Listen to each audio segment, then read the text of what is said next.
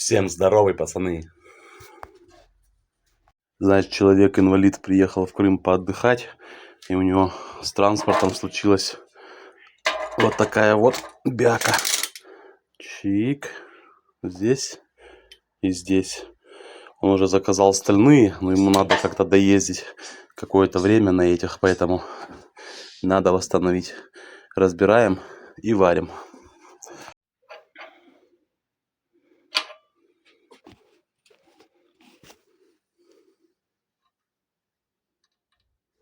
Прихватываем.